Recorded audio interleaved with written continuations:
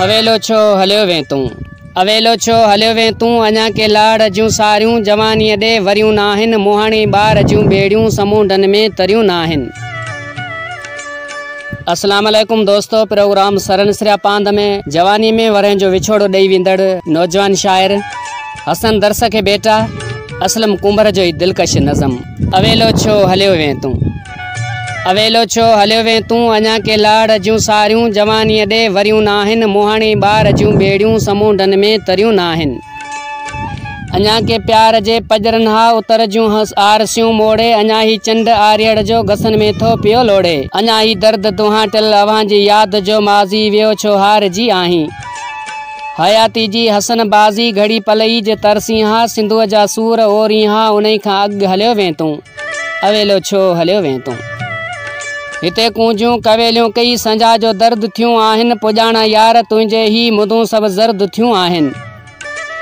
असांखे सोग वारियूं ॾेई ॿुहारे वे कतियूं सारियूं, मंदर में जे दुखायूं सी उजामी वयूं बतियूं सारियूं।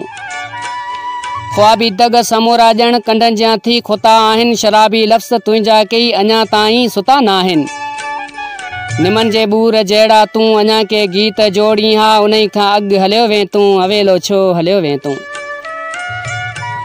असर जी रात जा गोड़ा सवे मुखड़ियूं भिॼाइनि हा, असांखे बि सिलेबन ते वञी आख़िर पुॼाइनि हा। मतां का चेट जी बारिश अङण ते रात बरसे हा, ख़यालनि ई ख़यालनि में अची रोलाक तरसी हा। कयूं छा रूह पंहिंजे खां पुछाणू भोग नाहिन जो, मशाइख ॻोठ थी वियो आ तसवर कर बुलाइन जो। सवेली छो छॾई वेड़े अञा के टुक कोरी हा, उन खां अॻु हलियो वे तूं, अवेलो छो हलियो वे तूं। वरी ॾिस बारिशूं आयूं पुराणे ॻोठ पंहिंजे ॾे, समूरो लाड़ ख़ुशबू थियो पुराणे ॻोठ पंहिंजे ॾे। नदियूं के आरसीअ जहिड़ियूं जॾहिं जंपीर तां गुज़रियूं, बिना तुंहिंजे दिलियूं पंहिंजूं लॻियूं ॼण तीर तां गुज़रियूं। खजनि में खारकनि जहिड़ा अञा बि प्यार पलजनि पिया, अव्हां जे बस विछोड़े जा सवें त सूर सलजनि पिया। वरी बीजल तूं बणिजी हा, वरी तूं चंग चोरी हा, उन खां अॻु हलियो वे तूं, अवेलो छो हलियो वे तूं, अवेलो छो हलियो वे तूं।